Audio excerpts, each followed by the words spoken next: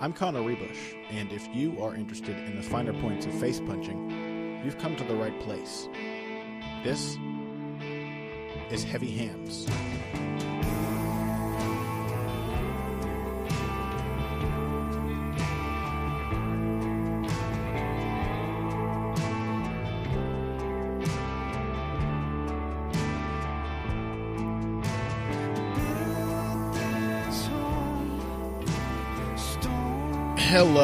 Hello, or should I say, what up? Welcome to Heavy Hands. I'm your boy, King Connor, the shot caller. I got Precise Wyman with me here. You know, Pick'em Squad is lit. We're live. Y'all thought that Bobby Knuckles was going to get choked out by Jacare Souza, but guess what? What happened, Pat? Bobby, first of all, I have no comment at all whatsoever on whatever it is that just happened there. Now keep it rolling. Robert Whittaker, man. Robert Whittaker, fantastic. And, you know, we'll just take 1 second to note that we did, in fact, call it. We so rarely get one of these right, it feels like. I don't know, man. I've been feeling pretty good about my picks lately, which is exactly why, 2 weeks from now, when it all comes crashing down, I'm going to I'm going to once again come to the decision that I'm desperately trying to get to a point in my career where I don't have to make predictions anymore. Because it's when not Jessica Andrade just flattens Ioana and Jacek in the first round. Yeah. And it is what it is. But every now and then you have the style matchup right, and it always feels good when you can sort of stand in defiance of the narrative momentum. Because a lot of people really seem Jacare is going to run through him on his way to yet again not getting a title shot. The reductive view of that fight was Jacare is a top contender.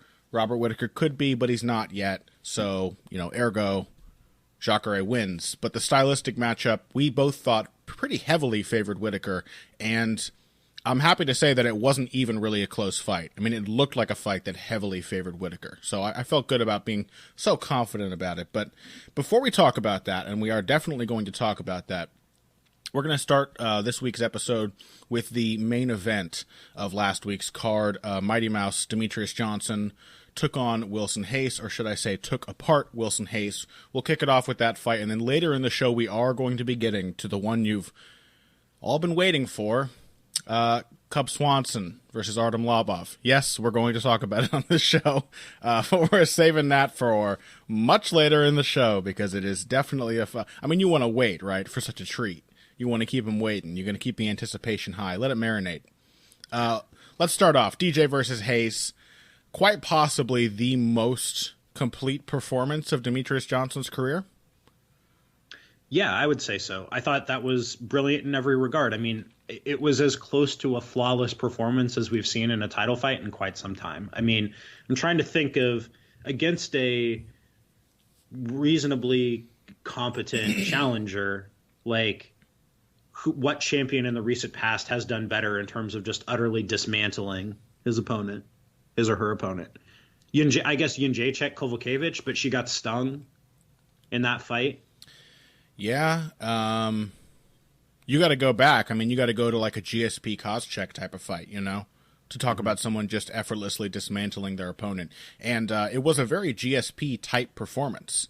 It was like Demetrious Johnson first protecting himself and neutralizing Reis, then beating Reis where he was weakest, and then beating Reis where he was strongest. Very much the GSP MO in the way that he approached that fight. And I think you gotta, if you frame these results correctly, it really, really suggests that Demetrious Johnson belongs at the top of the heap for all-time great status, because we're talking about a guy who out-wrestled the Olympic gold medalist Henry Cejudo in the clinch.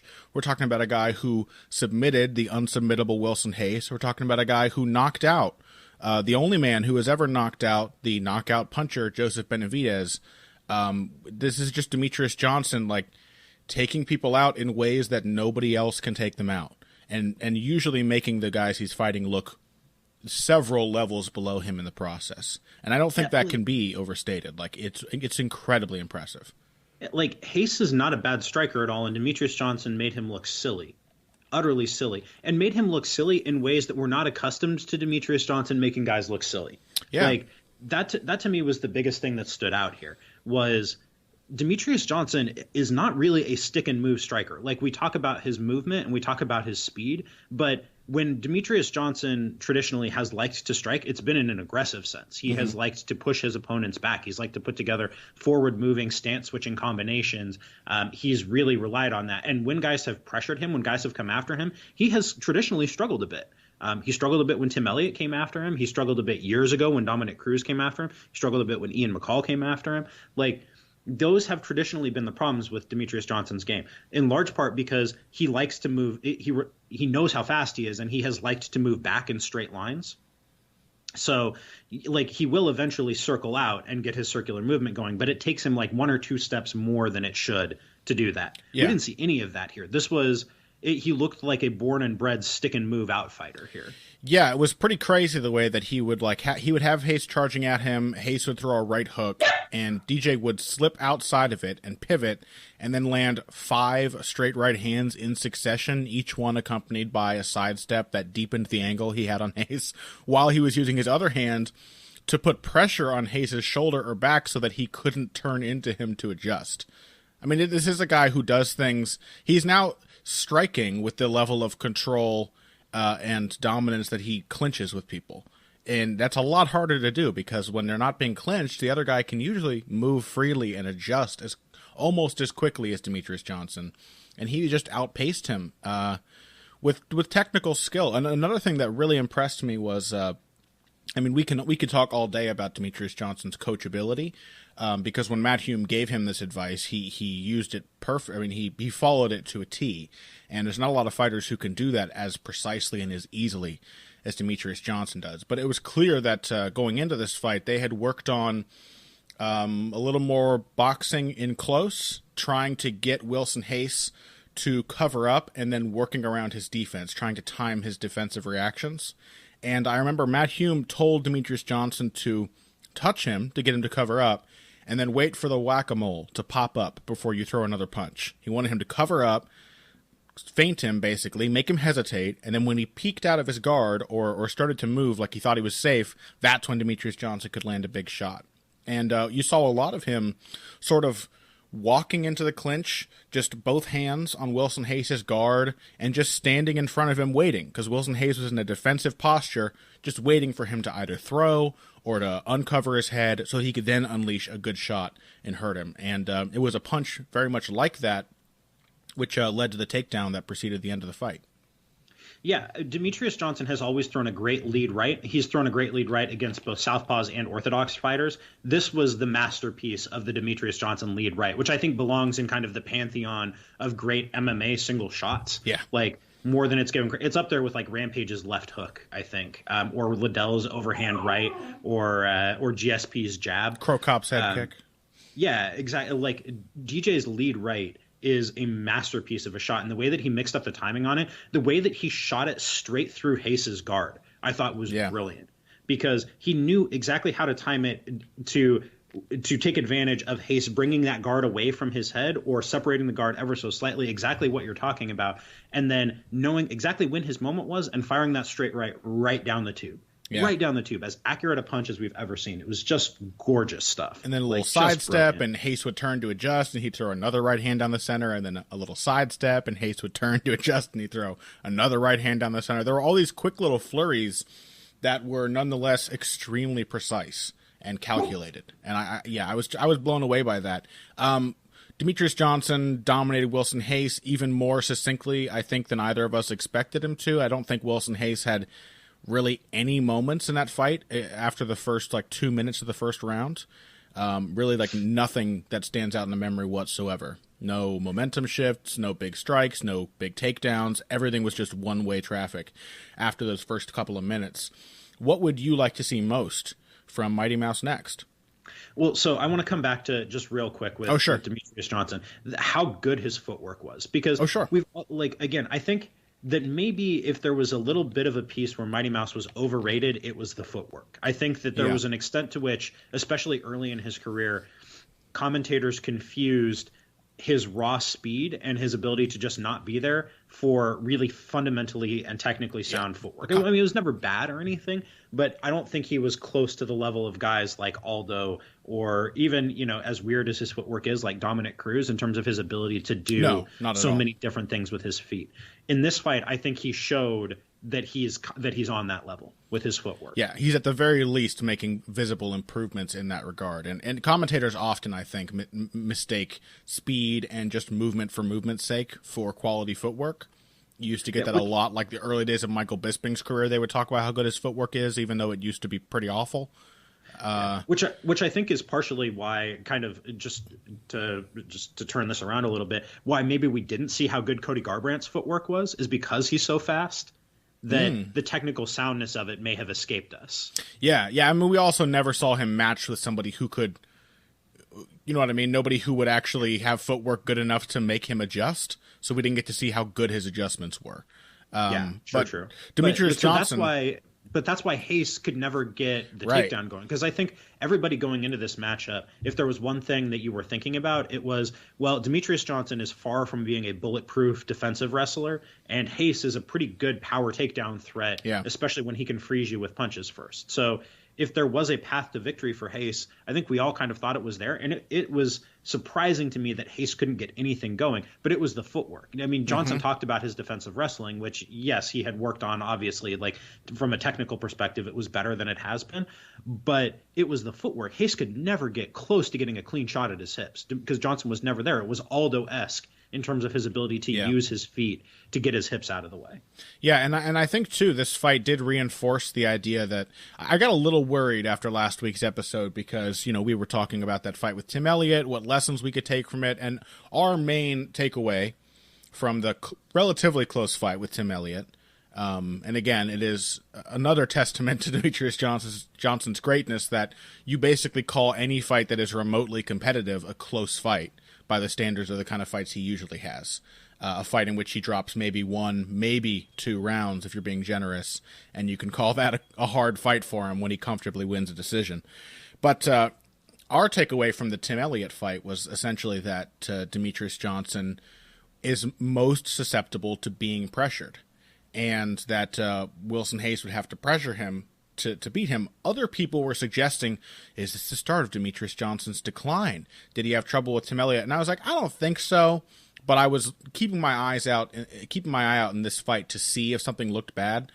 No, I think this fight really just reinforced the idea that unless you can swarm Demetrious Johnson, unless you can control him against the fence, unless you can pressure him constantly and match his pace for 5 rounds or knock him out while you're doing that, you're not going to be able to beat him. Because if you can't cut off the distance and you allow him enough space to adapt defensively, he'll do it. That's what he did here. And if you stop attacking and you allow him to adapt on the offense, he will do that even better. And he did that here too as well. Yeah, so the crazy thing about that Elliott fight, Johnson in the very first round, like in one of the opening exchanges, popped his knee. He sprained his PCL. And it was the same PCL that he had partially torn earlier. I'd forgotten about that. Yeah, and so that I think had as much as anything to do with why he lost the first round, and he still won a 49-45 decision over a guy who was kind of a rough stylistic matchup for him in the small cage, where he didn't have the room to move against a pressuring, attacking guy like Elliott, who outweighed him by conservatively 15 to 20 pounds. Yeah. So, like, that was under those circumstances, he's still 49-45 to Elliott. Yeah. That's insane. He's crazy. He is truly on another level. He is kind of like the Vasyl Lomachenko. It's like the kind of praise we heaped on Lomachenko in our last bonus episode. That's the kind of praise I want to heap on Demetrious Johnson whenever I talk about him, because he is just, he makes. And again, I'm thinking of putting out a piece this week, but the thing I want to get across again is that flyweight's it's a strong division. There's not a lot of guys, but it's a strong division. Do not make the mistake of thinking that Demetrious Johnson wiping out his competition is evidence that competition is not strong. That these guys, basically the winning record of Demetrious Johnson's opponents is about 80% for the last 10 guys he's fought. And all of the losses they have are basically to each other and to him. So, like, it's just top guys fighting top guys, and none of them can come close to beating Demetrious Johnson, which is crazy. So I'll re-ask what I asked earlier. What do you want to see from Demetrious Johnson next? I mean, where do you think he should go from here? What we won't maybe talk about how he can captivate people, because neither of us has any idea how that can happen at this point, but what would you like to see from him that would be like a suitably momentous fight? Well, I think that he needs to set the record for title defenses. That should be next, I think, if he can do that. I would like to see the trilogy fight with Benavidez, just because I think that at this point Benavidez has earned it. Yeah. And, like, what more is Benavidez supposed to do? Or are you just supposed to say, well, you're never going to, no matter what you do, you're never going to get your shot again? Yeah. Like, and also right now there's kind of an absence of other contenders. You could give him Ray Borg, but honestly, I think Borg needs another fight to kind of get things figured out. Like, if I were Borg, I would say, no, I really genuinely need another camp to adjust and figure out how my style is going to work. The other option is the winner of Sergio Pettis versus Henry Cejudo, and I don't think Cejudo should get a fight off of one win, even if he's had his last fight was a good close one that he had a case for winning. I don't think he should one win. And Sergio Pettis, while he might deserve it with a win over Henry Cejudo, I don't know. I'm not clamoring for it. You know what I mean? Yeah, I mean, I think Pettis would get the win, or would get the shot with a win over Cejudo, but I don't think he's going to beat Cejudo. I don't think we need to worry about that. I'm not a believer in Sergio Pettis, and I am increasingly, especially after that last fight, a believer in Henry Cejudo. Sure. I thought he beat Joseph Benavidez. I thought he deserved the nod in that fight. Me too. And he is, it seems to me, living up to and more the potential that we always thought that he had. I think he needed the loss to Demetrious Johnson to light a fire under his ass. He was just coasting through fights, and then he got to Demetrious Johnson. You could argue that he maybe took him a little lightly, which is probably the worst thing you can do against Mighty Mouse. Got destroyed, and he was like, fuck this, I'm an Olympic wrestler. I'm going to train really hard and come back and look really good, and he did. So yeah, I think that I would like to see Johnson and Cejudo rematch someday. I'd also like to see Johnson and Horiguchi rematch someday. There are still good fights to be had in this division, but probably Joe Benavidez is the guy to make right now. He's on a 7-fight winning streak, hasn't lost since his last fight with DJ, and I'd be very shocked if DJ were to knock him out like that again. I think that Benavidez, just by virtue of scrappiness and experience, could still give Demetrius a fight in which he has to work and adjust, especially working once again with Dwayne Ludwig, training alongside TJ Dillashaw. I think there's a lot to like about what's going on with Benavidez now, and I don't think he has much time left to really put in a good effort on a rubber match with Demetrius. So I think it's now or never.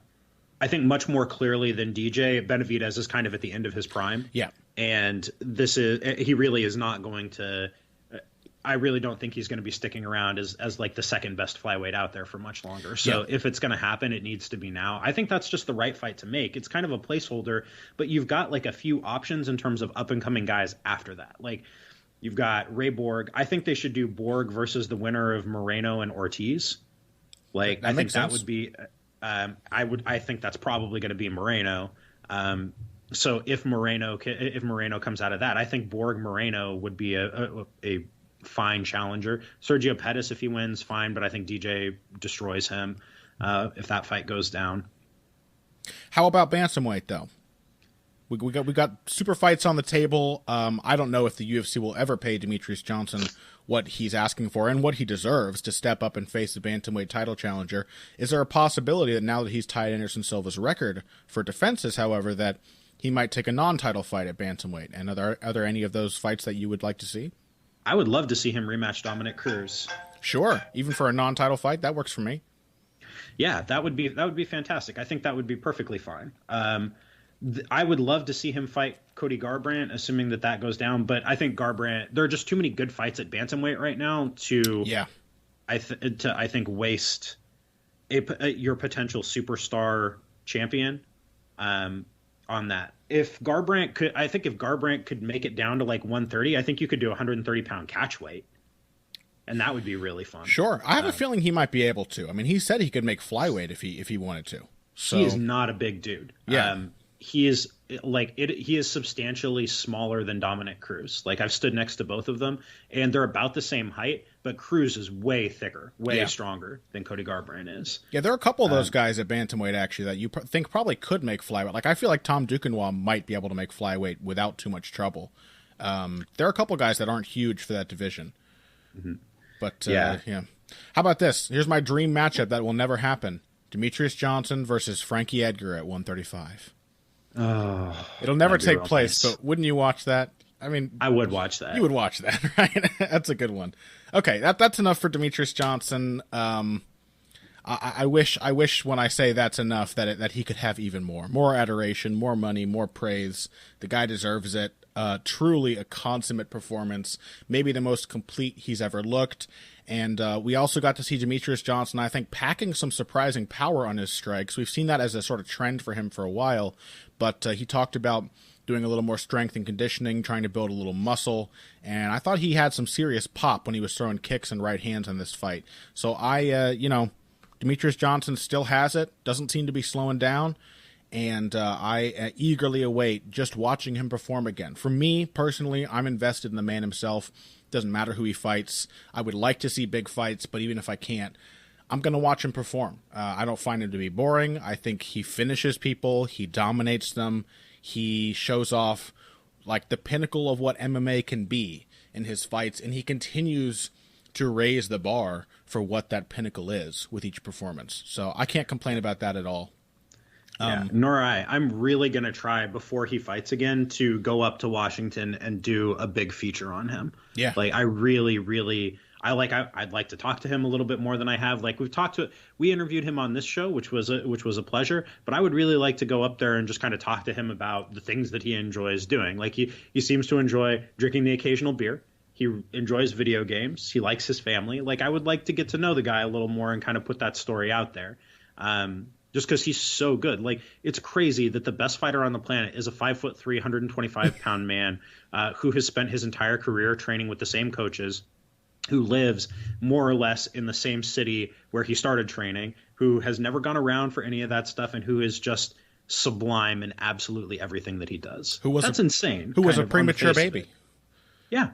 Yeah. Like unlikely greatness. Are you going to write this piece for Deadspin and call it "How Demetrious Johnson Became the baddest little motherfucker on the planet"?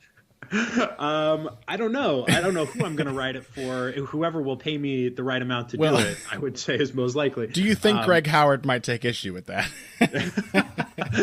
I don't. I think that Greg Howard, if memory serves correctly, is a big Demetrious Johnson fan. He would probably enjoy you ripping off his title in that way. But Greg Howard onto bigger and better things than that these days. Literally bigger. Yeah. So. I don't know. Like, God, I just find him fascinating, and I think his whole game is fascinating. So, well, that's going to be it.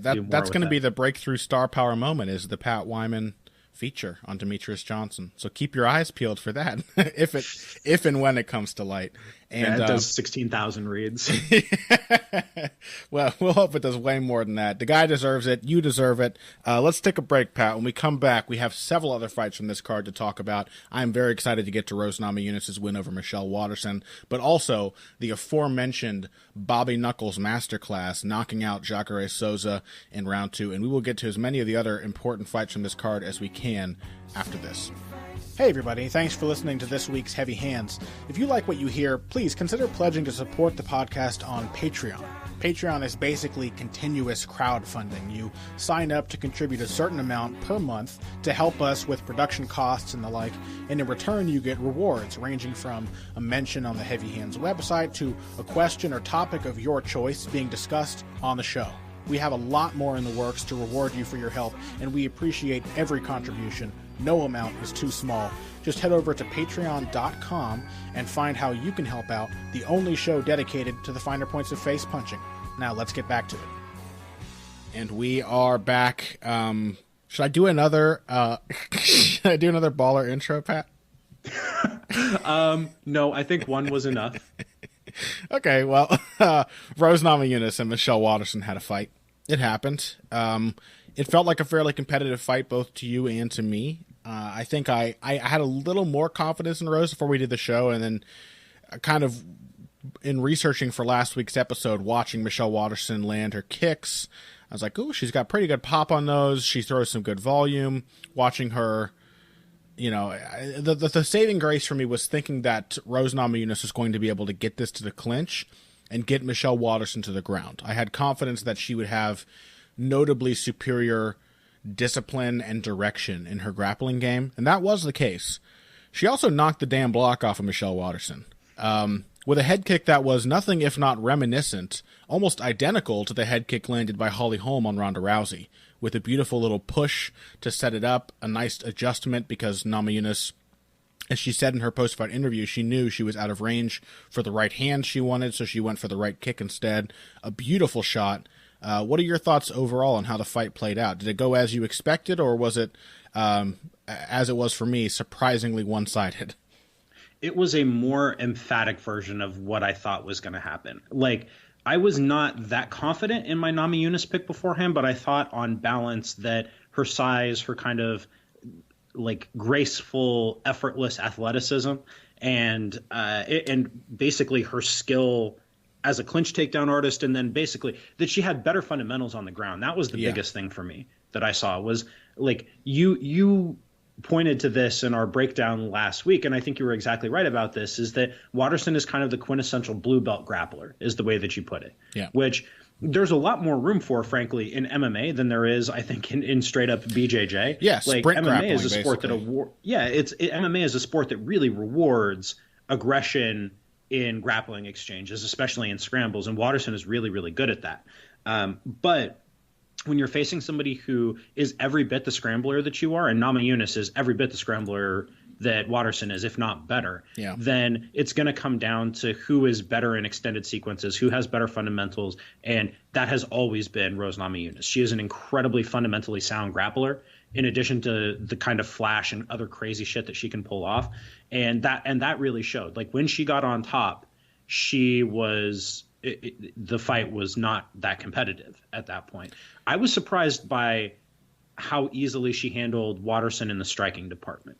Waterson was kind of weirdly hesitant. She landed a side kick to the face about 30 seconds into the fight, which had me feeling worried as, not only a person who picked Rose Namajunas, but a big fan of hers. But then it was basically nothing but oblique kicks and side kicks to the legs that she threw after that. Like, I don't think she landed a single strike of note other than kicks to the legs after that first big shot. And she was weirdly sort of willing to back up and let Rose dominate the space and let her walk her down. She was kind of cowed by Rose, and I'm not exactly sure why that was. She has... Waterson, this was something that was not that apparent in her fight against Paige Van Zandt because Van Zandt didn't come after her, really. But even in her fight against Magana, who is not like the world's most imposing striker, Waterson does not like to be pressured. She likes to be at range, but she has to impose that range, and she kind of fights like somebody who expects you to respect her distance. And if you can collapse that distance, if you don't get stuck on the end of her kicks, then there is always work that you can do. And it seemed to me, too, like I've seen her be a lot more active on the counter and as a pot shotter, like against Erica Tiburcio. But there's one really... that's when she like. I do not like Waterson as a southpaw. Yeah, I don't like that long stance. I like it when she's in orthodox, like she was against Magana. I thought that was a much better version of her. I like the orthodox, more narrow stance, more of a boxing oriented Waterson than a kick oriented Waterson. Yeah, but I think to me, even aside from the technical, the differences in the way she approached them with her stance and things like that. The biggest difference between someone like Erica Tiburcio and someone like Rose Namajunas is size. Tiburcio 6 inches. Yeah, right. And I really think the frame of Namajunas, like she looked confident. She came out in the stare down, just stared Waterson down, like walked right up to her while her name was being announced. Fight started. She had her hands up, shoulders a little hunched, just sort of walked forward. And I think Waterson felt the pressure because of Namajunas' confidence and size. And it's something that I've talked about experiencing several times in this show, but there's a very real difference in just seeing someone who's 6 inches taller than you in front of you versus seeing someone who's your height or shorter. And I think that had a lot to do with it, that maybe Waterson felt like she had to take that southpaw stance. She had to try and keep Rose away, and she became more reluctant because she was worried that she didn't quite know what her range was, where Rose could touch her and where Rose couldn't. But aside from that, Namajunas did a fantastic job of using her range. She didn't land a lot of strikes on the feet, but I think she punished and attempted counters effectively enough that Waterson really couldn't get anything going.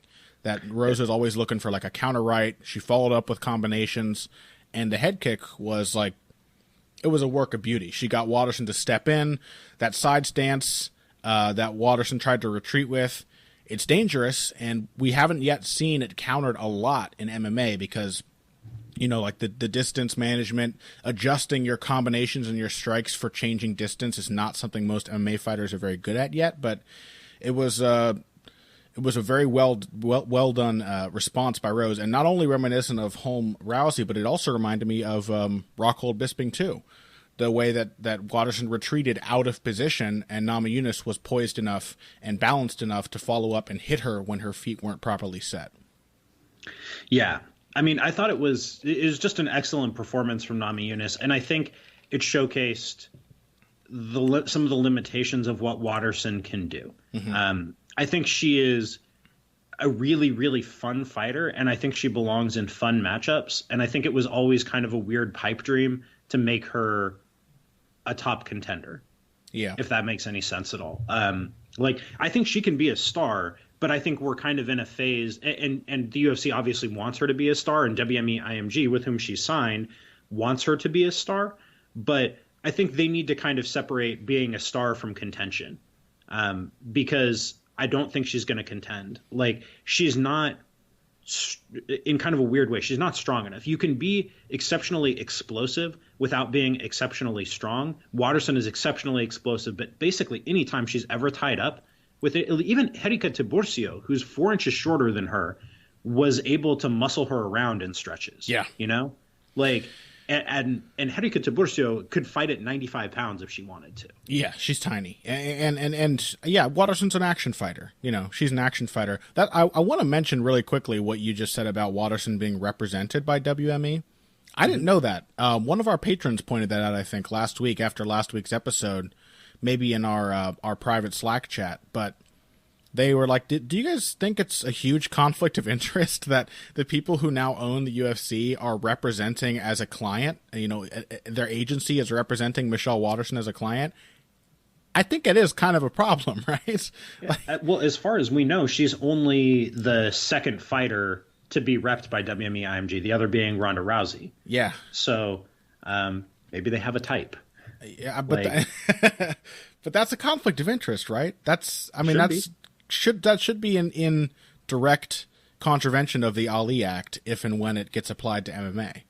Well, yeah, sure. I mean, I just think who even knows how that plays out? Like, I've heard so many conflicting things about the relationship between WME, IMG, and the UFC at this point. Like, I'm hoping to get a piece going on that here before too long, because I am deeply confused, and I think everybody in the media sphere is pretty deeply confused. Like, there is a range of opinions right now that WME, IMG is micromanaging the UFC, so they have no input. The UFC's director of PR, when I was on the phone with her, said that they basically have no input. I don't think that that's true. So take that, like, it could be one of anything. It could be one of any of those options. We don't have any real sense, I don't think. But I'm going to try to get to the bottom of this. I'm looking forward to that piece. Weird times for the UFC. But, hey, Rose Namajunas probably assured herself a title shot after that win. I can't say I'm necessarily looking forward to that.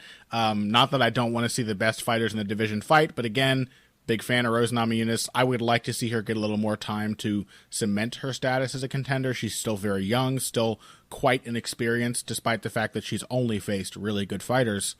Of the two women who are fighting for the title next, Jędrzejczyk, the champion, and Jessica Andrade, who we both agree is quite a dangerous matchup for the champ, which of those do you think would be the better option for Namajunas when she gets that shot?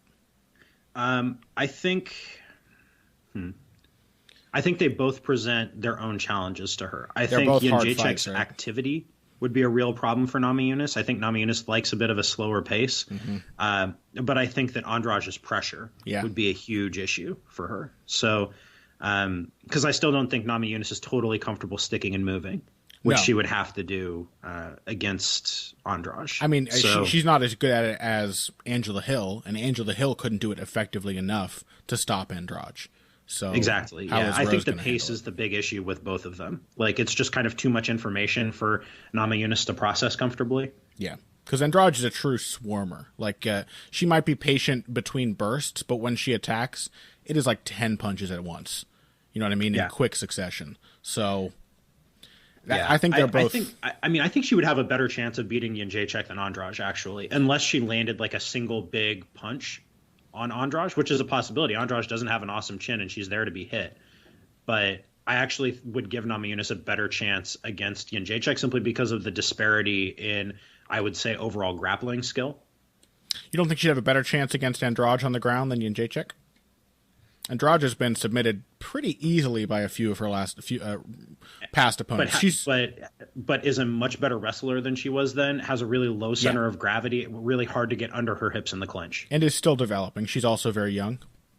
Yeah, I think Namajunas would have a really hard time getting Andrade down because she would have a hard time dictating the terms of clinch engagements in that fight. Man. I think that it would basically always be Andrade coming in low and getting double underhooks and keeping her hips below Namajunas's, and it's really hard to get clinch takedowns against somebody 4 inches shorter who's really strong and is going to be starting those clinch exchanges from the right position. Does that make sense? Yeah, it hurts my soul, Pat. You know, it's like when Machida fought Weidman. Like, there's always this conflict for me where I want to see my guy win the title, but do I want to see Namajunas, get destroyed by either one of two very difficult matchups? No, and my gut feeling is that that's what would happen. So, who knows? I think she would have a good chance against Jędrzejczyk, and for the record, I think she'd have a good chance against Andrade too. I just think of those two matchups, Jędrzejczyk is a marginally more favorable one. Yeah, she maybe isn't the wrestler that Gadelha is, but I might say that Rose Namajunas is a better grappler than Gadelha, like a more consistent submission artist, better positional control. I think she might be the best submission grappler in the division. I think that's very, very likely. So, if she can get the fight to that phase in particular, as her striking continues to develop, then she's got a shot against anybody. But it's the youth and inexperience that I think is still going to be a problem for her here. She did a nice job of curtailing those worse instincts against Waterson, but I think you and I still both believe that there is a little bit of that sort of teenager's doubt in Rose Namajunas that sort of makes her freeze up when there's too much pressure on, Well, yeah, and I think that on a basic level, she's kind of always going to be something of a front runner, but she's young enough that she can work that out of her system still. Yeah, and I have faith. I think Trevor Whitman's doing a really good job with her. I've not been disappointed with the improvements she's made, so we'll see. But that should be happening in the near future, and since before then, we still have to see who's going to win between Jędrzejczyk and Andrade, which is not at all a foregone conclusion. Who will be the victor in that fight? Before we get too far down the road with those, though, let's talk about some contenders at middleweight. Bobby Knuckles got the job done. Pretty much dominated Jacare Souza. And I think the most impressive part to a lot of people was that he very easily escaped a near back mount from Jacare after being taken down and then proceeded to beat 10 shades of shit out of the aging Brazilian contender. Was any of this surprising to you in particular? Because it kind of went exactly how I thought it would go, except that I thought Jacare would tough it out and survive to a decision, which he almost did. The stoppage was bizarre, but you actually picked it exactly, a second-round TKO. So was any of it surprising, or was this what you expected? It was a little more emphatic than I thought it would be. Like, I thought that when Whittaker got the finish, it would be kind of one clean shot that just kind of flattened Jacare, and maybe he poured it on for the finish. I thought that it would be kind of more competitive before then. That Jacare might land a punch at some point. Yeah, I mean, I think Jacare landed like 9 strikes the whole fight. Yeah, they weren't particularly good ones. Like the one I was watching live, and I thought he landed one really good right hand counter to the jab, and then having just rewatched it, it was actually like a glancing shot that Whittaker rolled off his shoulder. I mean, he had a lot of trouble getting any good shots in.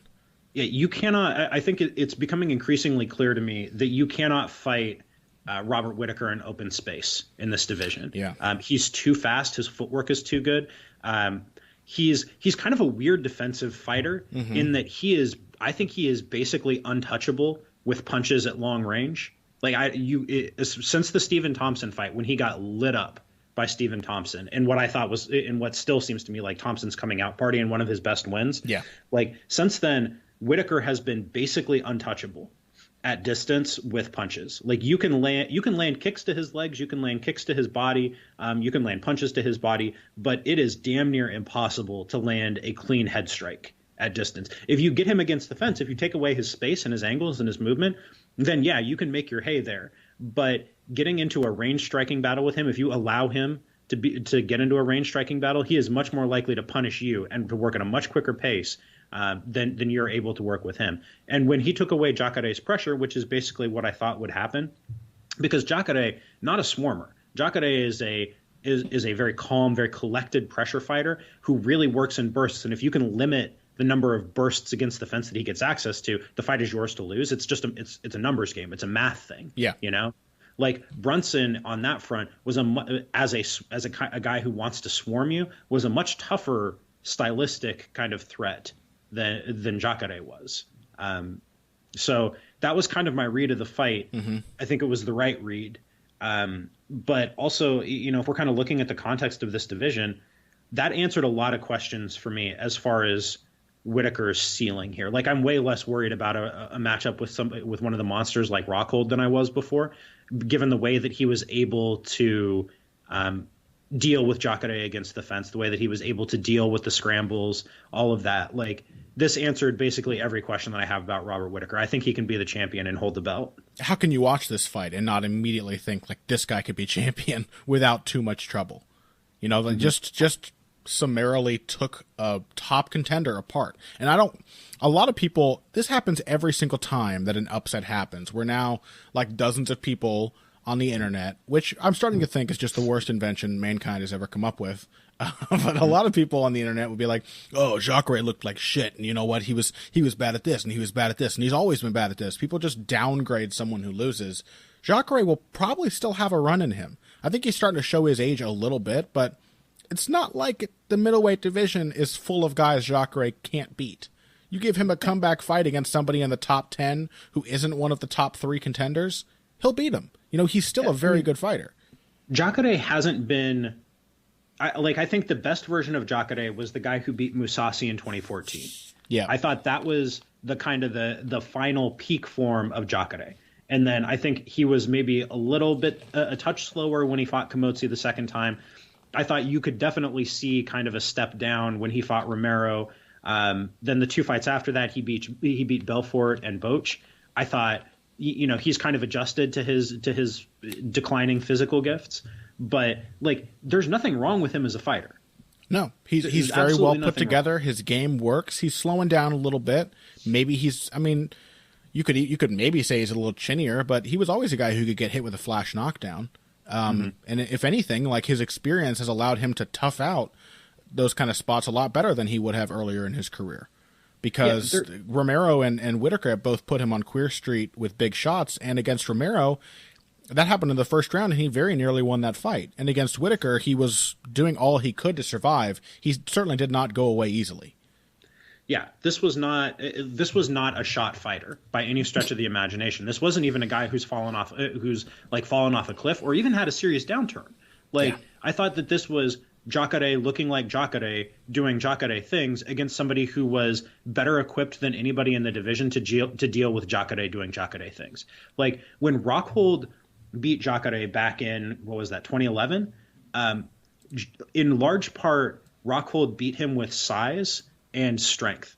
So Rockhold kept him at range with those long kicks, and then when Jacare got inside, Rockhold kind of outmuscled him.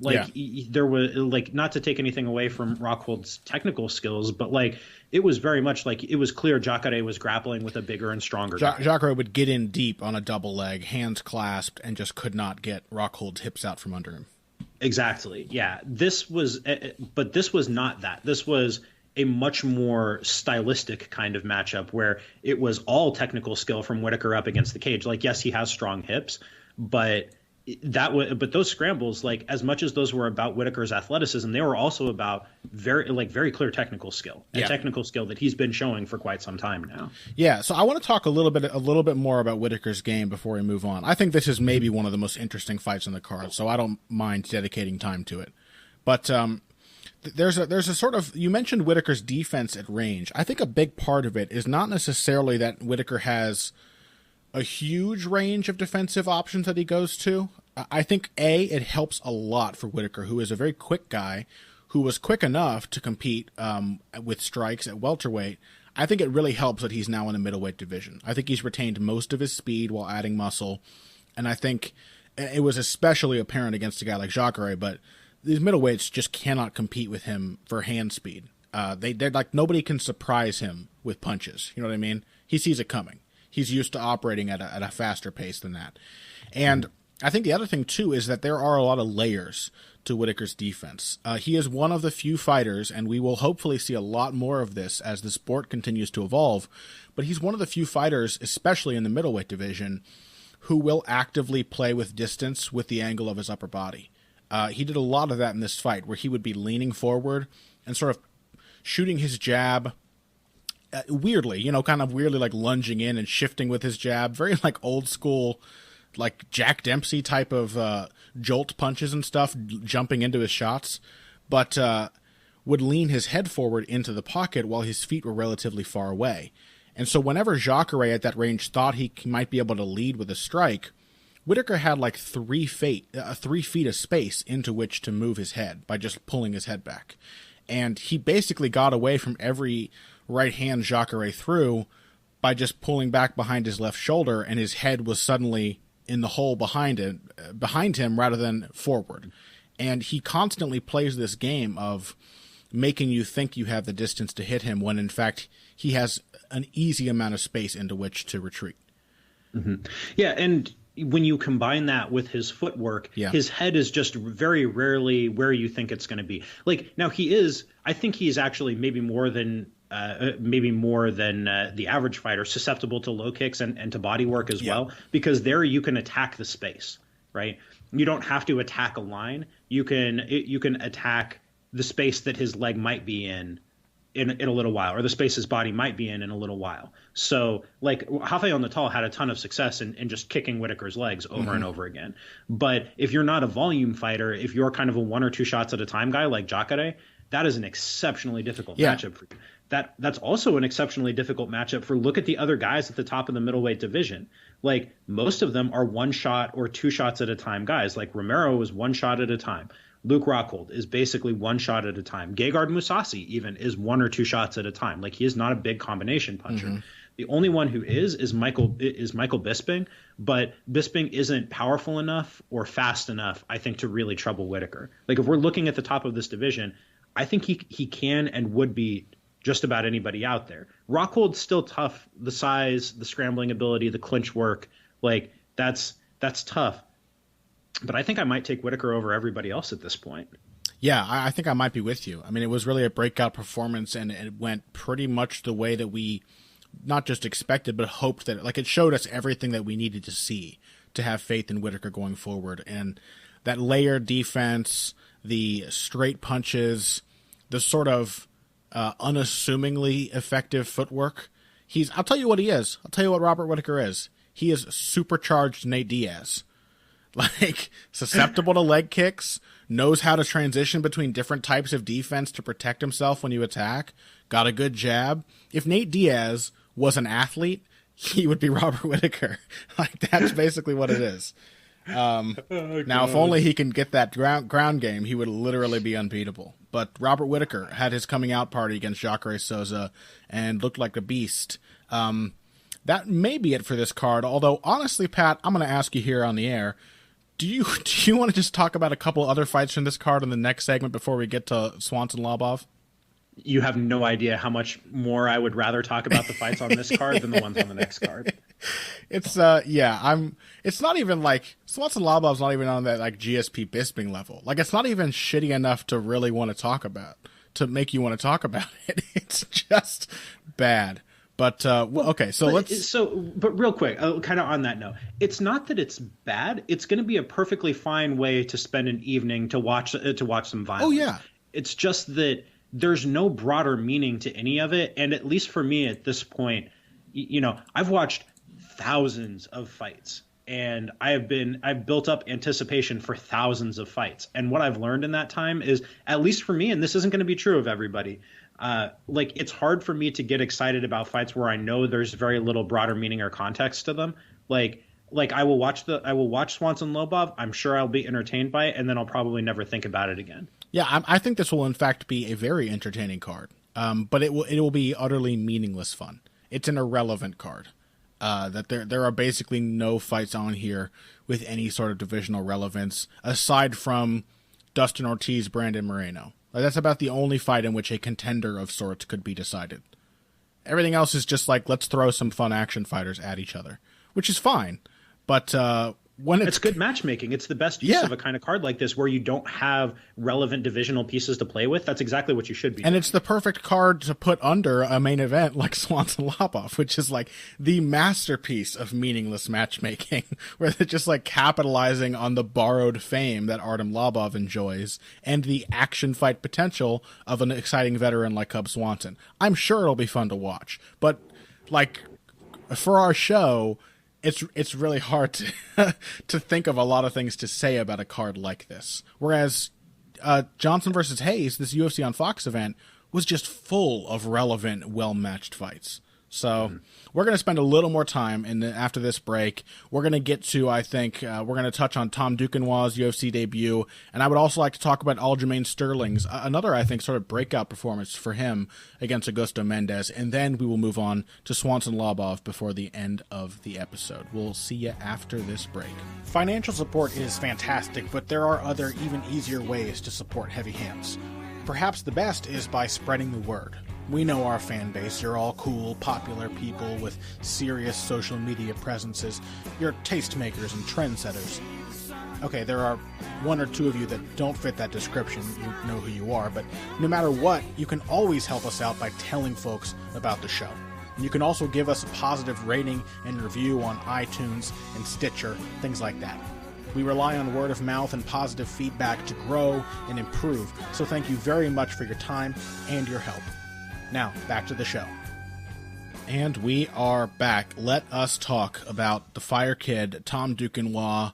Perhaps some would say a surprisingly competitive first round with Patrick Williams, although I won't say I was shocked by the fact that Patrick Williams, powerful, big, fast, likes to move a lot, that he could make Tom Duquesnoy stalk him without getting much done for the early going.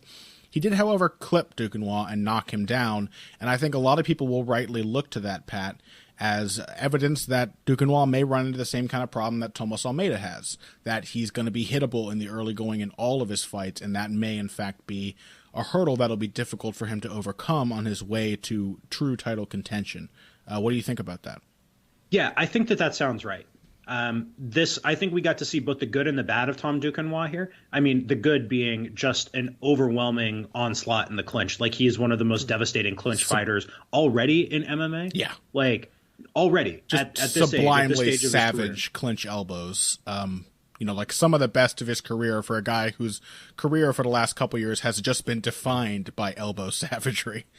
Yeah, the knees, man. There was a point. I'm not sure if he caused some like actual break or something like that, but he hit Williams with a stepping knee at about the 2-minute mark of the first round, and people were like, "Oh, Williams gassed." I'm like, "Yeah, okay, I think he probably did gas a little bit, but that knee changed the whole fight. It wasn't visible from the camera angle at that point, but like I saw Duquesnoy's knee go up, I saw Williams kind of double over, and that was when the fight changed." Yeah, he dropped his arm to kind of cover his liver or his rib, and I caught that too, and I thought it was weird the way that Williams didn't gas like most fighters do. Like, he deflated like a balloon.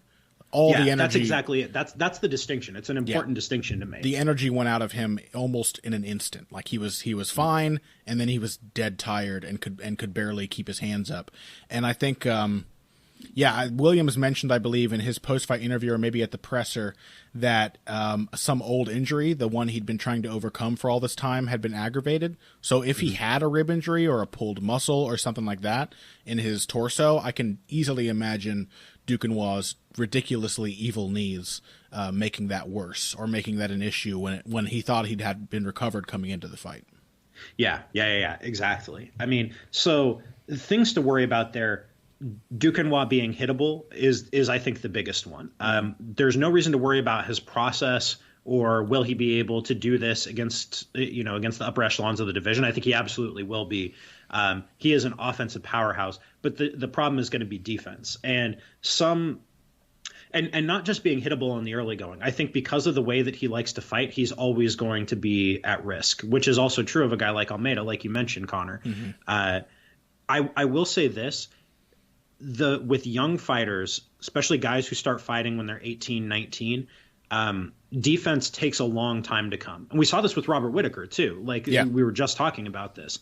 Like you look back at Whittaker's first couple of fights in the UFC, he's hittable. He's hittable even at range. Like the Colton Smith fight, Colton Smith was tagging him with right hands over and over and over again in that fight. Colton Smith, man. Yeah. Like that's so as these things tend to happen, defense is the last skill to come together for young fighters. Look at Jose Aldo in 2008, 4 years into his career, roughly the same stage Duquesnoy's at now. And look at how much Jose Aldo gets hit in his fight with Shoji Maruyama. And now we're talking about the greatest defensive fighter of all time in MMA in Jose Aldo. Yeah. And he's getting lit up by Shoji Maruyama, which should tell you something about Anderson that. Silva's early fights, the Machida's early fights. Yeah, everyone gets less hittable over time if they are set out to be a good defensive fighter. I do, however, I want to take one slight quibble with that because I think there's one thing process-wise and offense-wise, which is what Duquesnoy does best is offense. I think there's one adjustment he could make that would make his fight significantly easier on him. I think he needs something to bridge the gap. I think he needs, I think if you gave Tom Duquesnoy a pumping jab out of either stance, you give him like a triple jab that he can throw and take short steps after each extension of the arm, that would make it a lot easier for him to close opponents down and get to the clinch, where I think he could honestly destroy just about anybody in this division. And I think, true. Like Almeida has that. Almeida does that really well. Yeah, I thought a big problem for him here was that Williams, who's not like a great technical striker, but is quick and powerful and moves a lot, he made Duquesnoy chase him. And while Duquesnoy was chasing, he wasn't really able to freeze Williams up or make him defend or get a feel for his range. He was looking for a big counter, waiting on Williams to lead, or he was looking to step in with a big shot. I think if he had just gone in there and just stuck 3 jabs in a row right in Williams' face, he could have forced the clinch rather than waiting to use it as a counter to Williams' attacks. I think that's what kind of got him in trouble. So this is interesting because this is one of the things that we see from fighters who are at this stage of development a lot of the time is they'll pick up some new things and they'll kind of forget about old things. Because if you go back and you watch some of Duquesnoy's fights from 2014 or 2015, he knows how to do that. He knows how to go very basic jab to low kick, things like that. Those are skills that he has in his arsenal. He knows how to do that. After he did a camp with Jose Aldo actually at Nova União in 2014. He comes back throwing Aldo combinations. Mm-hmm. You know what I mean? And I think he had done quite a bit of sparring with Jose Aldo in that camp. He knows how to do that stuff. But what you see with young fighters is it takes them a while sometimes when they start picking up these new skills, like Duquesnoy's clinch game, which is basically all stuff that he's added in the last 2 years. It takes them a while to figure out, how do I integrate these things that I learned early on in my career with how do I integrate that with these things that I'm picking up now that I really like doing, that I think maybe suit me better, suit my personality better, suit the game that I'm trying to play. How do I put all those different pieces together into something coherent? We usually see that around the 5 to 6 year mark in a guy's career. Yeah, I think the improvements will come. It's easy to forget that Tom Duquesnoy at this level that he's currently at, again, he's 23 years old. You know what I mean? He's a baby in this sport. He has a lot of room to grow, and he is just a phenomenal talent. But yeah, I think how much time is he spending at Jackson Winklejohn? I have a question about that because he wasn't cornered. He's just there for his camps. Okay, but I think he's there for his whole camp. Like, it's not just like he goes there for 4 weeks of sparring to finish off. Okay, yeah. You almost wonder if, like, the right move for Duquesnoy in the near future would be to, like, move to a place where he can spend even his time out of camp at one gym that is really going to structure his game. Because you get the feeling like he looks like an amazing talent from a small gym. And he's obviously picking things up from great training partners and great coaches, but the way that his game kind of shifts and he sort of picks up new skills without retaining all of the old ones. That kind of speaks to me of someone who's maybe their training isn't being fully structured throughout their entire training life. You know what I mean? Yeah. So I talked when I went and had lunch with Greg Jackson in December. We talked at some length about Tom Duquesnoy, and the feeling that I got from talking to Greg was that Tom Duquesnoy is one of his guys at this point in kind of in Greg's head. Like, that Greg has guys that he's more or less invested in. Like, he's going to work with everybody, obviously, and he's going to do everything he can and should for everybody. But, like, I think he feels like Duquesnoy is the dude that he wants to work with because he's intrigued by all the things that he can do. You know what I mean? That, like, on an analytical level, he is intrigued by Tom Duquesnoy and will want to give him more of his time than maybe he would for just some other random guy who's in there. Yeah. So, which you can see watching Duquesnoy, like, the talent, it jumps off the screen at you in a way that it rarely does for fighters. Yeah. So, I don't know. I would imagine it'll be okay. Yeah, I would think so. I mean, he's still melted a dude like twice in one fight with elbows. So, you know, a little bit. It's not like it's unknown that Duquesnoy, he's gotten about 3 or 4 flash knockdowns in his career. He's rarely actually been badly. I don't think I've actually ever seen him badly hurt. Like, he usually pops up and just pressures harder without slowing down, without staggering. I just think that the ability to just get surprised by a shot is going to be a little bit of a problem for him here. But I mean, how you can hit Duquesnoy, but can you match his pace? You know what I mean? Can you keep him off of you? Can you out wrestle him in the clinch? Can you stop him from just smashing your head to pieces with elbows and battering your ribs with knees? Probably not. The Almeida comparison is so good, because this fight reminded me so much of Almeida's debut against Tim Gorman. Right, yeah. Like a kind of a tricky veteran dude, not a great fighter by any stretch of the imagination, but one with real skills who could test you in very specific ways. He made Almeida look a little more lackluster than he was expected to. And then, but I think, depending on what we get from Duquesnoy in his next fight, I would expect Duquesnoy to kind of pull through this, because I would assume you got to believe that there are some jitters, right? That if you're this super hyped prospect, like the most hyped prospect to debut in the UFC, frankly, in years, probably I would guess probably since Almeida. Who do you think was, or Garbrandt? I think Garbrandt had a ton of hype coming in, but certainly he's up there. I mean, he's at the top of the heap in terms of expectations on his shoulders for a young guy, you know, who's still learning and putting his game together. Yeah, I think there's probably a bit of trepidation there, but you know, I think it's behind him now. So I do expect a little more comfortable performance from Duquesnoy in his next showing. Let's talk really quickly then about Aljamain Sterling versus Augusto Mendes. Mendes got sort of a balance-based flash knockdown on Aljamain Sterling in the first round of this fight, but otherwise it was one-way traffic.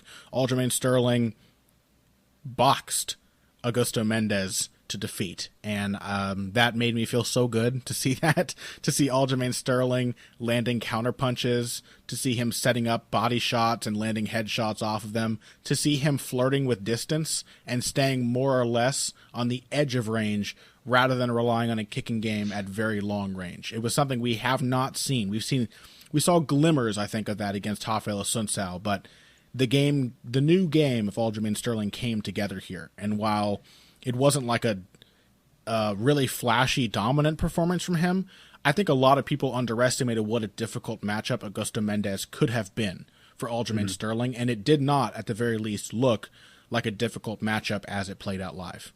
So it's funny, like, I had not thought about this prior to us discussing this fight, but what I just mentioned about different pieces of guys, these really talented guys showing off these different pieces of their game at different stages of their young career, and it taking a while to put it all together into a coherent whole. This fight looked to me like a guy who's putting all of those various pieces together into a coherent whole. Yeah. Because early in his career, Aljamain Sterling would just kick the shit out of you, force you to the fence, then take you down and do some wizardry on the ground. Then for a couple of fights. So basically, he was a long distance pressure fighter who relied on his speed and explosiveness once your back hit the fence to cover that last couple of that last couple of feet with like a naked takedown attempt. Yeah. Then after he really started working a lot with Ray Longo, he became a pretty decent boxer for like his last couple of fights on the regional scene. And then when he got into the UFC for a couple of fights, he showed off pretty decent hands. Like he was doing good work with his hands. He was throwing out nice jabs, and especially he was throwing really good counter hooks. He would move his head and throw a simultaneous hook, and it was a really sweet punch that always took him off the center line. He wasn't there to be hit after. Like he was doing good work with that. And then he kind of forgot about that. Yeah, he landed a lot of those hooks in this fight. Like I think you make a good point there. The fights with Viana and Gibson, his first two UFC fights, there was a little more confidence in the hands from Aljamain Sterling, and that sort of vanished by the time he was fighting like Johnny Eduardo. Like he just did not want to engage with these. As his competition improved, he decided he did not want to engage in boxing range, or maybe forgot, that he could. And this was the first fight in a while we've seen where he went in there against a dangerous puncher. Augusto Mendez, I think, does have the makings of a very solid mixed martial artist, and has done a really credible job in 3 extremely tough matchups in the UFC. You know what I mean? Like Cody Garbrandt, Frankie Saenz, and then Aljo Sterling. That's not an easy run for a guy who only just had his 7th MMA fight. And he's looked good, and Aljamain Sterling still, even at, I think, a pretty respectable level of competition. Yeah, he showed all the pieces he's capable of. And one thing that we haven't seen from him before, I think, was that quality of defense. I think his head movement and his defensive footwork, quick switches of directions, a couple of nice short, tight pivots, and did a really good job of like drawing Augusto Mendez in as Sterling's back was nearing the fence, and then cutting off at an angle and rolling under when Mendez decided to actually plan to throw a punch. He did a great job of timing those shots and moving his head and taking angles off of them. So we saw a lot of instances where Mendez was getting Sterling to the fence, and then suddenly it was Mendez who was cornered against the fence, and Aljamain Sterling with all this open space at his back. Just from these nice little, very, very simple but very efficient and often surprisingly difficult to pull off defensive movements. Yeah, I thought it was the performance we've been waiting for from Sterling for quite some time. I understand that there are some people who are still not going to be impressed by him, but I think that's kind of crazy. Like there's still things that Sterling needs to work on and can improve. Like his basic kind of fundamental punching technique could use some work. Yeah. And I wish that he's a guy way more so than his teammate Chris Weidman, who I think would really benefit from going to work with Mark Henry. I said that to Zane Simon on the Vivisection last week on Bloody Elbow. I said, I think if any of the Longo, like New England guys who don't work with Mark Henry should, it's probably Aljamain Sterling. Like I think he would benefit a lot from learning that Edson Barboza, Frankie Edgar style of kickboxing. Mm-hmm. Yeah, because if Sterling doesn't want to pressure, I mean, I think Sterling has basically 2 options. Either he should turn himself into a full-blown pressure fighter, or he could play. He has the tools to play that kind of stick and move game really, really, really well, especially with the timing on his reactive shots. Like he could be a freaking monster if that's the game he wants to play. But to do that, he can't throw himself out of position when he throws punches quite the same way he does now. Yeah. You know what I mean? Yeah, there was a little bit of like he would need to catch himself from falling with his opposite foot when he threw a few punches in this fight. He was getting offline, he was moving the right direction, but the control wasn't completely there. Yeah, and I think that there are going to be people who look at those moments and that kind of forms their opinion of Aljamain Sterling as a striker, and I don't think it should. You know? Yeah. I think we should look at the improvements. I think that's the thing that stands out and should stick out in our minds. Yeah.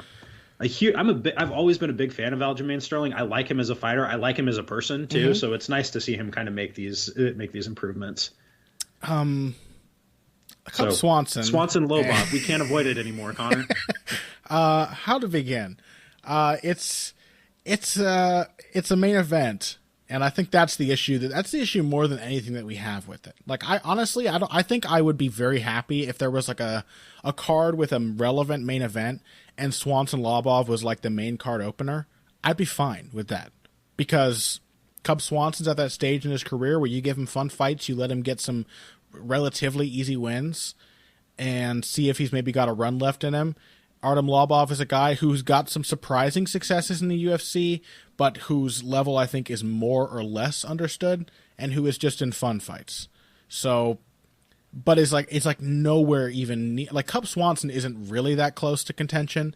Artem Lobov he can't even see contention on the horizon. Like it's around, the curvature of the earth is preventing him from seeing the championship belt. It's just not an option for him at this point. And so it's a very strange... I know we're going to get some angry comments on that front from the Lobov heads after that, but frankly, y'all are fucking insane. So no, I joke. So they need a Lobov to me. That is terrible. Are you gonna have a child, Connor? Because that was a dad joke. I think I might be pregnant. I think that's what the problem is. I'm not fat. I'm just pregnant. I'm becoming dad. There you go. Now we know. All right. Let's talk about this. So this fight, watching the tape for this, forced me to kind of reevaluate my opinion of Artem Lobov, which, as you may have been able to gather, was not high before this. No, he put on a real good performance against Teruto Ishihara. I was very impressed with that fight. I thought he put it all together in a way he has not before. He did. And it's easy to forget. Like, he's not like some crusty ass journeyman or some crusty ass veteran. Like, he's only been fighting professionally for 6.5 years. Yeah, and also coming up on 7 years. I think it's easy to assume too that Lobov's like to look at the numbers of this guy's record and be like, oh, he's a complete scrub. His game is not perfect. He has a lot of obvious flaws, and that's the reason for many of his losses. But another aspect of all those losses is that he's been fighting really quality competition. Lobov has consistently been a guy who will step up on short notice and take on like whatever regional European promotions, future prospect is. The guy they're trying to hype. Lobov will be the guy that'll come in. He's been a professional opponent for a lot of his career, and so that's why he's lost a lot. Yeah, I mean, like he fought on short notice, I believe, a friend of the show, Alex Enlund, UFC signee Alex Enlund, who has yet to debut, but a really, really good fighter. Who insta-tapped him. But, it's Alex Enlund. He's a phenomenal grappler, and Lobov isn't much of a grappler, and it was short notice. Yeah, so how do you, like, in terms of the various pieces of Lobov's game, he does his best work on the counter. He does a good job, not necessarily with his footwork, but of using calf kicks and strikes like that to herd his opponent to the angles where he wants him. I don't think he does a good job of creating those angles. I think he does a good job of putting his opponent at the angles from which Lobov can land the strikes that he wants. Yeah, he is, I think, Lobov is like a force against force fighter who I think has been trying too hard recently to be a finesse fighter. I don't think he has a ton of finesse.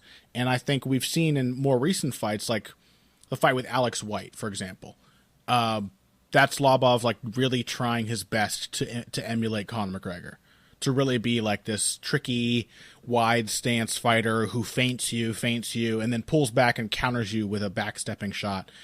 He can do that, but not really against good competition. Like he's not quick enough. He doesn't have great reach, and there aren't many layers to that game for Lobov. You know what I mean? It's not like Conor McGregor, whose head movement and footwork have been continuously improving in more dramatic ways with each fight. Lobov is like taking the few things that stand out the most in McGregor's game and relying on them a little too much. But I think recently Artem has been more aggressive towards his opponents, and I think he's a lot better at that. I think coming forward, still having a few of those nice counters to keep your opponent from throwing back, but stalking forward, smashing them with low kicks, just forcing them to stand in front of you by punishing them every time they try not to. I think if Lobov had done what he did to Ishihara, to Alex White, he would have beaten him. So I think we are seeing Artem Lobov finding the style that works best for him after much trial and error. Yeah, much trial and error being the key term there. With that said, in this matchup, I think this is a rough one for him. Yeah. Basically because Lobov is not the power puncher that he thinks he is. That to me is the biggest kind of problem. And this is why I think he had so much success against Ishihara, is because he wasn't trying to take his head off with a single shot. Like, he was throwing volume. He was throwing a lot more volume than he usually does. And because Ishihara is a bad defensive fighter, Lobov was able to land a lot more of those than he usually does. He put up numbers in a way that he usually does not. Yeah, and likewise in the fight before that, which was against a completely outmatched and underexperienced Chris Avila. Yeah, exactly. So when he kind of lets his shots go, when he's not trying to find a knockout finish, Lobov is a better fighter. I think against Cub Swanson, he's going to try to take his head off, and for doing that, I think he's going to get his own head taken clean off. Yeah, I think you could say about Lobov. He has been throughout his career struggling with the experience that Jeremy Stephens had in his last fight. You know what I mean? Like Jeremy Stephens really thought he was going to knock Renato Moicano out, I think, in last weekend's main card fight, and approached him like he was the puncher he's advertised to be. Problem is that Jeremy Stephens, who is a very credible puncher, is really not a knockout artist. I don't think he's knocked anybody out for quite a few years now, and Lobov is the same. He definitely can punch. You know, like, he definitely hurts people when he hits them clean, but he can't fight like a knockout puncher. Because he's not Conor McGregor. No, he can't fight like a guy who just, like, if he touches you on the chin, even without trying, you will go away. He doesn't have that capability. And it's almost an issue of mentality. Like, it looks like Lobov, I think, has turned a corner a bit and is not thinking of himself so much as a guy who will put everyone away, and is being more consistent. Like, just try to rack up shots. And he did hurt Teruto Ishihara a few times in their fight by racking up damage. The problem is that Cub Swanson is A, not nearly as bad a defensive fighter as Ishihara. B, has much better footwork than either Ishihara, and certainly better than Artem Lobov. Lots of lateral movement, quick back and forth, can pivot, can sidestep, can retreat, and has still, I think, a good amount of speed, and of course is also extremely durable. So, like... There's exactly one guy who's been able to push on the feet a good pace against Cub Swanson, and that's Max Holloway, who's kind of otherworldly with his footwork and his ability to stay just close enough to hurt his opponent without exposing himself to too much danger. And still, Swanson landed a lot of good counters early and might have made that a much closer fight if he hadn't broken his hand in the first round. You know, so there's Cub Swanson was still competitive with Max Holloway for a short portion of that fight, landing counters, punishing Holloway for coming in maybe a little too aggressively. Holloway is levels beyond Lobov in terms of speed and agility and technical precision. So, and then we haven't even mentioned the fact that Artem Lobov has historically been very easy to outgrapple, and Cub Swanson is a credible wrestler with a very underrated submission game. So, if we're talking about, you know, options versus limitations, Cub Swanson has the options here. And even if Swanson wants to bang this out on the feet, he should have an advantage there. If he decides to mix up his banging it out on the feet with, some takedowns and some work on the ground, then it should easily be his fight to take. Do you have a prediction here? Well, yeah, I just want to reiterate that Cub Swanson can choose the easy way or the hard way, and there's not that much difference between the hard way and the easy way for him here. I think Cub Swanson, I don't know. I mean, I think it depends on how mad Cub is about this fight. Yeah, that's what I'm thinking. Like, the way he approached Duha Choi, like the disrespect he felt for having to take that fight, and for the fact that Duha Choi, like, just the mere suggestion that Duha Choi felt that he was now a crumbling fighter with a name that he could build his career off of, and the way he fought him because of that, I have to imagine he has spent the last 8 weeks fuming about the fact that this fight exists.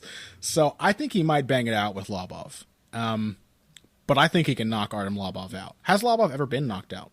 I think he's been knocked out once. But he is a very tough, very durable dude. Still, there's a big difference between the punchers Lobov has faced and Cubby Swanson. Yeah. So, I don't know. I think Swanson finds some way to get it done. I think he'll probably get hit more than he should, especially because kind of the X factor here is that was a freaking war with Duho Choi. Yeah. Like, has that cracked Swanson's chin? Is he going to look like the same fighter? He's been a pro for 13 years now.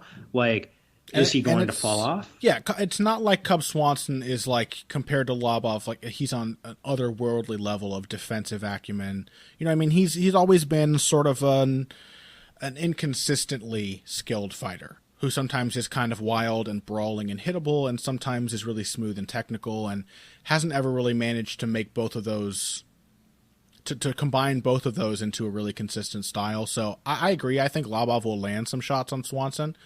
If he gets really, really lucky, he might hurt him. But 5 rounds to work, Artem Lobov not really being a great knockout artist, Cub Swanson never having been knocked out, and it's how, so like you leave Lobov in a situation where he has to win rounds against Cub Swanson. How's that going to happen? You know what I mean? I just don't see it. So I say Cub Swanson by, I think he can knock Lobov out. I think it'll take some attrition. I'm going to say Cub Swanson by an early third round TKO. Yeah, that sounds about right to me. I think I have it late in the second. Yeah, that sounds about right too. And yeah, sometime around there, I think Lobov is just going to soak up too much damage to keep taking it. So, and again, he has been knocked out once. I also recall a fight of his, I can't remember who it was, where he was knocked down really badly with a head kick. So it's not like he can't be hurt, and it's not like Cub Swanson doesn't hurt people when he hits them. So it's happening. Next week, it will have happened. It'll be over, and we can forget about it. Swanson versus Lobov.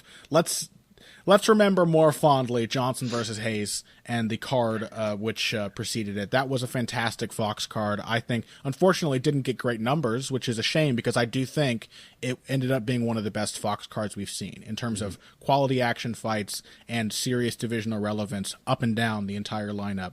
I was satisfied. I enjoyed it, and I hope you guys enjoyed listening to us talk about it. What else do you have going on this week, Pat? I really genuinely do not have that much going on this week. I am doing a complete guide for this weekend's upcoming card. This will be my last complete guide, I think probably ever, hopefully at least. I'm leaving Bleacher Report at the end of this month, and I'll be focusing more on podcasting, and I'll be writing the occasional thing for Deadspin when the mood strikes me. I'll still be covering stuff for the Washington Post, but this is my last complete guide. Other than that, that's the only piece I have coming out this week. I'm doing a lecture at USC on Tuesday, so that's taking up a lot of time. And then I'm taking a couple of days of vacation where hopefully I won't have to work at all. Nice. And you can let the whole sort of narrative structure of how Demetrious Johnson became the baddest little motherfucker on the planet sort of marinate in your mind while you're on that trip. Yeah, let's let it percolate a bit. Well, congratulations to you. I didn't know if we could mention it on the show, but yeah, Pat's moving on to bigger and better things. Doing History Matters, doing Fall of Rome, new season of that coming out soon, right? So getting to leave behind the sort of busy work of routine MMA coverage and just getting to focus on the stuff that really, really captivates your interest is the dream. That's the dream for all of us in our working lives. So congratulations, man. Oh, thank you, sir. Let's hope I don't fuck it up too bad. I'm sure you'll do just fine. As for me, I also have my full preview of next week's card. I got the Sherdog preview of Swanson versus Lobov. Again, I do want to say, if you're interested in watching fun fights, this is a card you should watch. It will be entertaining. It will be fun. It will be the Fast and the Furious 7, whatever the hell they called that movie, of fight cards. Just meaningless entertainment, but that's fine. For fights, you want to see something fun. See some gore. That's what you're going to get. And then I've also got a piece coming out on Demetrious Johnson this week about the state of the flyweight division and trying to put into perspective Demetrious Johnson's accomplishments without writing off the division as a whole, which I think a lot of people repeatedly make the mistake of doing. So I'm going to be talking about that. And then I've also got a new series. I don't think I'm really going to write anything about Swanson Lobov, but I've got a new series I'm going to try to start. And this is always a mistake when I mention something I'm planning to do on the air because I have no follow through. But I want to do something called like MMA Garage or MMA Workshop or something where I will take fights, sort of a new perspective on doing post-fight recaps, where I'm going to take fighters who had performances and then talk about the one specific improvement they could make to their game that would one change they could make that would drastically improve their entire game going forward. Looking at it and saying, here's your problem right here, and here's how we can fix it. So, for example, like Tom Duquesnoy with that pumping jab I mentioned, that would be the kind of thing I would try to identify in that. So look for that coming out probably later this week, nearer the upcoming card than the one we just had. But I think that'll be a fun way to look back at fights with a fresh perspective, because this is what we're talking about, Pat, right? It's a lot of routine stuff. It's a lot of the stuff we have to do is just like recycling the format and just looking at fights, because there's always fights happening. There's never a rest. And when we get a rest, we're so used to it. We're so conditioned that we're like, boy, when's the next fight card? Yeah, we've been sucked into this schedule as much as everybody else has. We're part of the UFC industrial complex here. We are, yeah, absolutely. And it'll eat you alive if you're not careful. So you got to try and retain that creativity. But that's it for this week's episode. We hope you all enjoyed it. If you haven't checked it out yet, go ahead and give a listen. We have a little preview up, a little teaser for last week's bonus episode. We talked about Vasyl Lomachenko and his amazing, perfect performance over Jason Sosa. And you can listen to like a 2-minute clip of that on the regular Heavy Hands feed on iTunes or the Google Play Store or Slacker or wherever you want to go. Slacker, what's it called again? Stitcher, my bad. Stitcher, yeah. Stitcher, if you want to hear that, you can get a little preview of what that sounds like. And if you want to hear the full episode, we will have that. We'll have another bonus episode coming out next week.